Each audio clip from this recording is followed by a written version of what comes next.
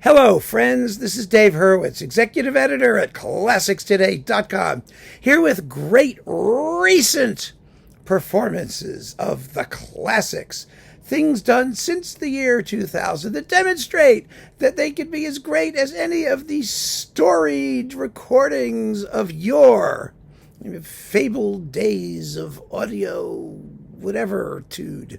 Yeah, there's plenty of them. Tons of them, in fact, and I've talked about them all along, but for some reason, some folks haven't noticed, or they need a series dedicated to the concept. I get it. We all have, only a limited amount of time to ferret this stuff out. So today is very interesting, because we are talking about the complete Rachmaninoff symphonies. And if you want all the Rachmaninoff symphonies and some other major orchestral works like the Symphonic dances and the Isle of the Dead and all that stuff that are as good as anything that has ever existed since the dawn of humanity, just get this little box on Naxos with Leonard Slatkin and the Detroit Symphony. You get all three symphonies, the Isle of the Dead, the Symphonic dances, yes, the Vocalise, in slammingly fabulous performances, marvelously recorded, and they were made, 2010 to 2013. So they're only a little more than a decade old at time of making this video. Obviously, if it's the year 3785, I'm going to have a problem doing more recent performances. So, we're a little bit time delimited by, the laws of physics. But this is as good as it gets.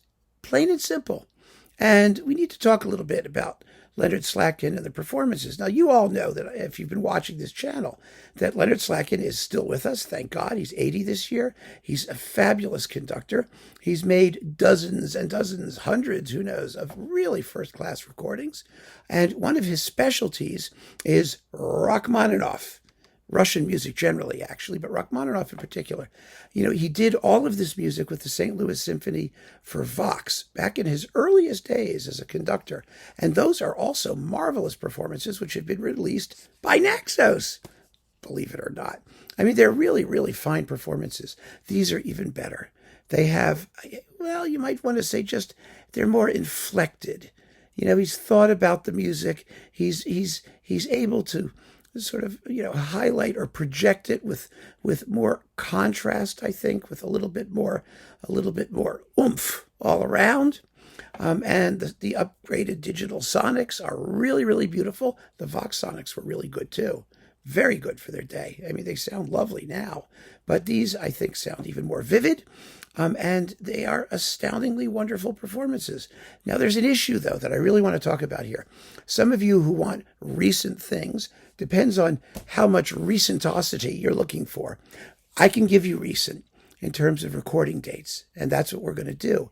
I cannot necessarily give you recent in terms of the artists. Slatkin is 80, and this is what he does.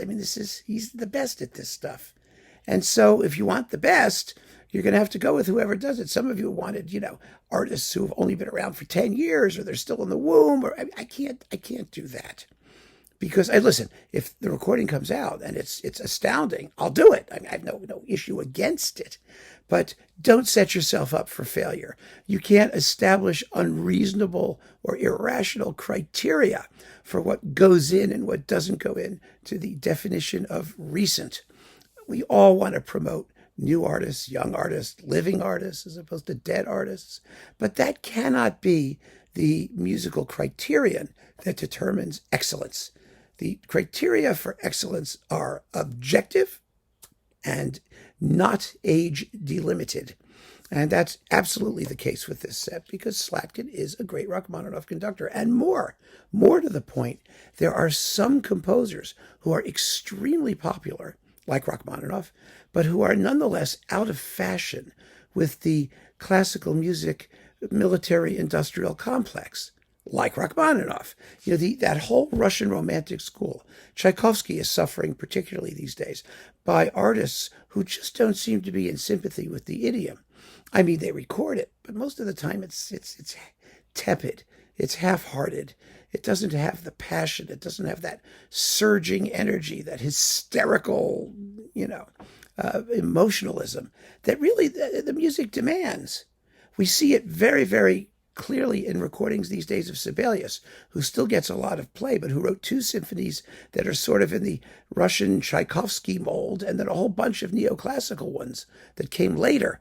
And the later ones tend to get played very well. The earlier ones, not so much, because the aesthetic just seems to be lacking in today's conductors, or a lot of today's conductors, not all of them, but a lot of them. And you can see very, very simply that, these things are cyclical.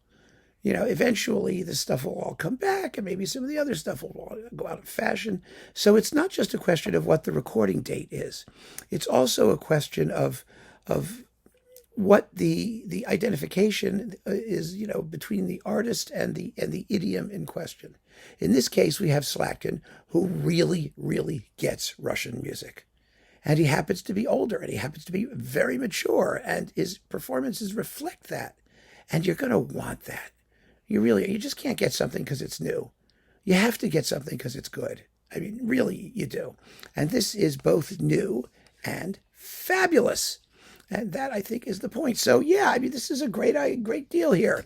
All the Rachmaninoff symphonies with the Isle of the Dead, the symphonic dances, the Vocalise, with the Detroit Symphony, Leonard Slatkin on Naxos. You can't do better. And it's only about a decade old. It's recent stuff. So keep on listening, friends. Thanks for joining me. Take care.